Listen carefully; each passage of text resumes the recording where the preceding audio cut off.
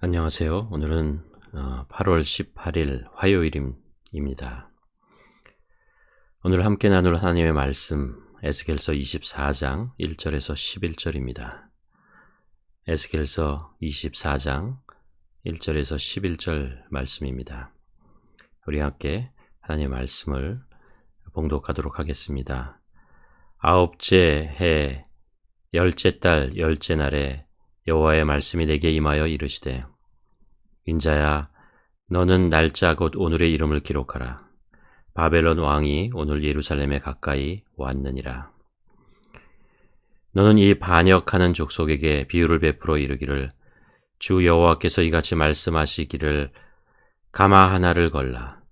건 후에 물을 붓고 양떼에서 한 마리를 골라 각을 뜨고 그 넓적다리와 어깨 고기와 모든 좋은 덩어리를 그 가운데 모아 넣으며 고른 뼈를 가득히 담고 그 뼈를 위하여 가마 밑에 나무를 쌓아 넣고 잘 삶되 가마 속에 뼈도 무르도록 삶을 지어다. 그러므로 주 여호와께서 이같이 말씀하시니라. 피를 흘린 성읍 녹슨 가마 곧 그 속에 녹을 없애하지 아니한 가마여 화 있을 진저 제비 뽑을 것도 없이 그 덩어리를 하나하나 꺼낼지어다. 그 피가 그 가운데에 있으며 피를 땅에 쏟아 티끌이 덮이게 하지 않고 바위 위에 두었도다. 내가 그 피를 맨 바위 위에 두고 덮이지 아니하게 함은 분노를 나타내어 보응하려 함이노라. 그러므로 주 여호와께서 이같이 말씀하시니라. 화 있을진저 피를 흘린 성읍이여 내가 또 나무 무더기를 크게 하리라. 나무를 많이 쌓고 불을 피워 그 고기를 삶아 녹이고 국물을 졸이고 그 뼈를 태우고 가마가 빈 후에는 숯불 위에 놓아 뜨겁게 하며 그 가마에 녹슬 달궈서 그 속에 더러운 것을 녹게 하며 녹이 소멸하게 하라. 이 석음이 수고함으로 스스로 피곤하나 많은 녹이 그 속에서 벗겨지지 아니하며 불에도 없어지지 아니하는도다. 에스겔서 전체는 세 개의 파트로 나눌 수 있습니다. 1장에서 24장은 예루살렘에 임한 파멸, 25장에서 32장은 열방에 임하는 심판, 그리고 마지막 33장에서 44장은 하나님의 백성의 회복을 말씀하고 있습니다. 오늘 24장은 이스라엘 백성에 대한 하나님의 심판의 말씀의 마지막 부분입니다. 이 말씀은 여호와긴 왕이 사로잡히고 아홉째 해, 아홉째 달, 열째 날, 곧 BC 588년 1월 15일에 에스겔에게 임했습니다.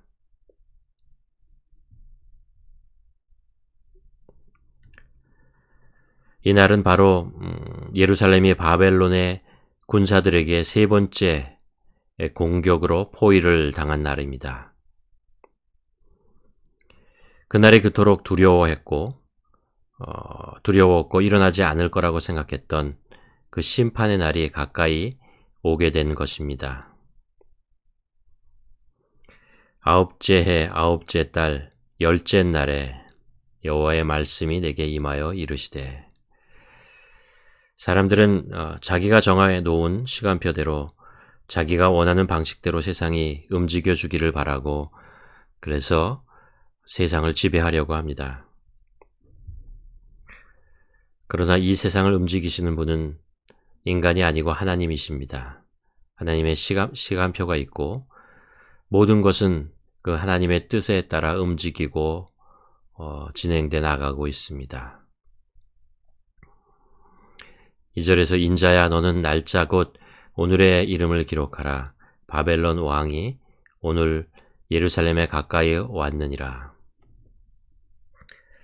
여기서 흥미로운 것은 가까이 왔느니라. 이스라엘 그 바벨론 왕이 예루살렘에 가까이 왔다는 이때 사용한 이 표현은 샤마크라는 히브리어인데요. 이것이 언제 사용하냐면 제사를 드리기 전에 제물에 안수하여 죄를 전가하는 동작, 가까이 왔다, 샤마크라고 얘기합니다. 다가오는 바벨론의 군사들 앞에 마치 예루살렘은 도살장에 끌려가는 어린 양같이 제사에 드려지는 어린 양처럼 무기력한 상태로 놓여 있는 것입니다. 이어서 하나님께서는 가마솥의 비유를 통해서 이스라엘 멸망에 대한 메시지를 전달하십니다. 너는 반역하는 족속에게 비유를 베풀어 이르기를 주 여호와께서 이렇게 말씀하시기를 가마 하나를 건 후에 물을 붓고 양떼에서 한 마리를 골라 각을 뜨고 그 넓적다리와 어깨 고기의 모든 좋은 덩이를 그 가운데에 모아 넣으며 고른 뼈를 가마에 가득히 담고 그 뼈를 위하여 가마 밑에서 나무를 쌓아 놓고 잘 삶되 가마 속에 뼈가 무르도록 삶을지어다. 이 말씀을 거두절미하고 이 3절에서 5절 말씀만 가만히 읽으면 마치 양고기를 요리하고 있는 것 같습니다. 그런데 정말 좋은 양고기를 뽑아서 가마솥에 넣고 요리를 하고 있는 그런 아름다운 그 맛있는 냄새가 나고 있는 그런 장면을 얘기하고 있는 것 같습니다. 하나님께서 이 예를 드신 이유는 이것이 이스라엘 백성들이 자기 스스로의 모습을 얘기했던 적이 있기 때문에 그렇습니다. 에스겔서 11절에 보면 이스라엘 백성들이 자신의 모습을 이렇게 얘기합니다. 그들의 말이 집 건축할 때가 가깝지 아니하였은즉 그 성읍은 가마가 되고 우리는 고기가 된다 하나니. 무슨 말인가 하면 이스라엘 백성들은 자기 스스로가 좋은 고기이다라고 얘기합니다. 그리고 그들이 살고 있던 예루살렘 성은 무쇠로 잘 만들어진 단단한 가마와 같다라고 얘기합니다. 그래서 그들이 그 안에 가마 속에 있는 동안 그들은 어떤 외부의 공격으로부터도 스스로를 지켜낼 수 있고 그리고 안전하다고 그렇게 얘기했던 것입니다. 그래서 3절에서 5절 말씀이 에스겔을 통해서 선포되었을 때 아마 그들은 그렇지 맞아. 우리는 좋은 고기이고 예루살렘 성은 우리의 가마솥이야. 우리는 안전해. 라고 얘기했을지 모르겠습니다. 그러나 이것은 그 큰 착각이었습니다. 하나님께서 에스겔을 통해서 이어서 하신 말씀은 이렇습니다.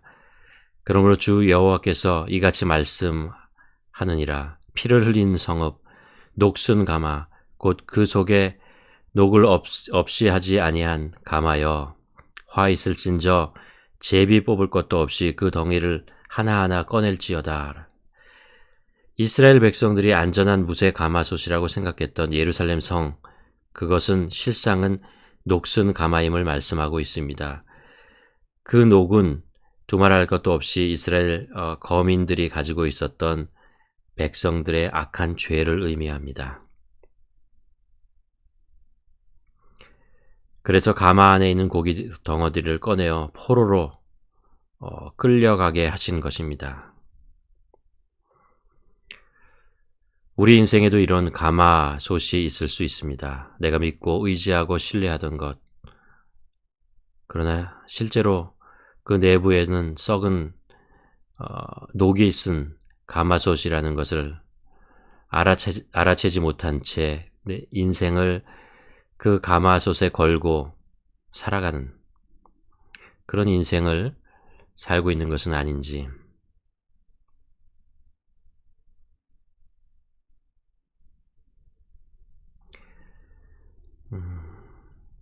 예루살렘 성은 천혜의 요새처럼 참 공격하기 힘든 그런 성이었습니다. 그곳에 다윗이 수도를 정했고 솔로몬이 그곳을 성전을 지었습니다. 그리고 이스라엘 백성들은 그곳에 살면서 안전하다라고 여기며 살았습니다. 그들을 지켜주는 것이 마치 성벽인 것처럼 생각했죠. 그들이 의지하고 신뢰해야 한 하나님이 그들의 믿음의 대상이 되어야 하는데 마치 돌로 그들의 손으로 지은 성벽이 그들을 지켜주는 의지의 대상처럼 생각하며 실제로 그들을 지키고 있는 하나님을 외면하고 죄를 지으며 살고 있었습니다. 이어서 9절에서 10절은 하나님께서 이스라엘 성이 무너져 내리는 것을 얘기하고 있습니다. 예루살렘 성벽을 둘러싼 바벨론 군사들은 성토를 쌓고 1년 6개월간의 압박을 가하며 성 안에 있는 사람들 기근으로 죽게 만들고 굶주려 죽게 만듭니다. 마치 가마 안에 들어간 고기 녹고 졸여서 뼈까지 검게 타버린 것처럼 이스라엘 백성들은 고난과 배고픔으로 바싹 말라버리고 맙니다. 또한 하나님께서는 이스라엘 백성들이 이 포로로 끌려가게 될 그 이후에도 예루살렘 성이 쉽게 회복되지 않을 것을 얘기하고 있습니다. 왜요? 이들이 자신의 죄를 잘 회개하지 않고 끝까지 버티면서 계속 악을 행하게 될 것이라는 것을 아셨기 때문에 그렇습니다. 11절에 보면 이 성읍이 수고함으로 스스로 피곤하나 많은 녹이 그 속에서 벗겨지지 아니하며 불에도 없어지지 아니하는도다.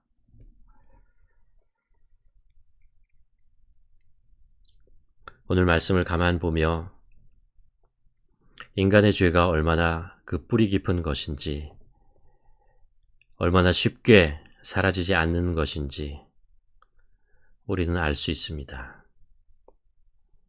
내 자신을 보고 또 세상에 일어나는 일들을 가만 보면 정말 인간이 변하지 않는다. 인간의 선한 모습이 변하지 않는다라는 것이 아니고 인간의 악한 모습, 욕심, 이기적인 생각들, 자기중심적인 것들, 이런 것들이 정말 변하지 않고 계속해서 시대는 변화해도, 상황은 변화해도, 때는 변화해도 계속해서 반복되어져서 나타나는 것을 보게 됩니다. 이것이 우리 인간의 삶을 얼마나 피곤하게 만들고 힘들게 만들고 악하게 만들고 있다는 것을 우리는 알게 됩니다. 또한 우리 인간들이 우리들이 얼마나 헛된 것들을 의지하고 살고 있는지, 얼마나 잠깐 있다가 사라질 것에 목숨을 걸고 소망을 걸고 기대를 하며 살고 있는지, 그리고 그것이 얼마나 쉽게 좌절되고 무너져 버리는지를 또 인생에서 역사 속에서 수없이 보고 있습니다. 그러면서도 얼굴을 들어 하나님을 보지 못하고 사는 모습이 우리들의 모습이 아닌가 돌아보게 됩니다. 우리 한번 묵상해 보기를 원합니다. 우리 자신을 돌아보고 우리의 인생을 돌아보고 우리 주위에 있는 일들을 바라보면서 이제까지 나는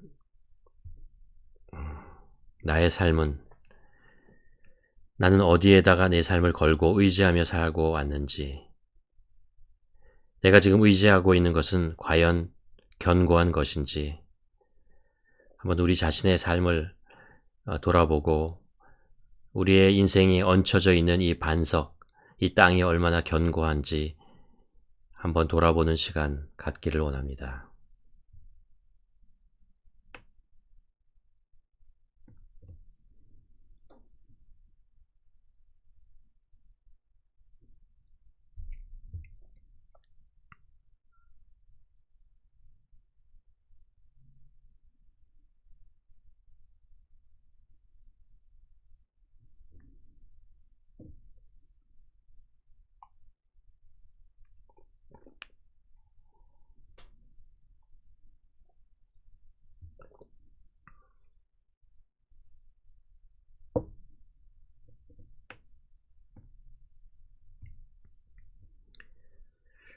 하나님 아버지, 우리 하나님께서 나의 산성이시며 요새이시며 반석이라는 것을 저희가 압니다. 우리가 주님을 의지하고 그 반석 위에 인생을 지으며 살아가기를 원합니다. 이 어려운 시간을 보내면서 과연 지금까지 나는 무엇을 의지하고 살아왔는지, 무엇에 우리 인생을 걸고 살아왔는지 돌아보기를 바랍니다. 인생의 참 생명보다는 혹시 육체의 즐거움을 추구하며 살고 있지는 않은지, 흔들리지 않는 신실하신 하나님을 멀리하고 육체를 흔들어 자극하는 것에 마음을 빼앗기며 살아가고 있지는 않은지, 우리의 내면을 깨끗하게 하는 것보다 겉모양을 꾸미는 것을 더 중요하게 여기며 살고 있지는 않은지, 혹시 우리 인생이 녹슨 가마솥처럼 썩어가고 있는 것을 모르고 무감각하게 살고 있지는 않은지, 하나님 우리 자신을 돌아보기를 소원합니다. 십자가의 은혜에 우리의 인생을 걸고 살게 하시고 하나님의 전능하신 손에 삶을 맡기며 성령님의 음성에 순종하며 오늘을 산 우리가 될 수 있도록 하나님 도와주시옵소서. 예수님의 이름으로 기도드립니다. 아멘.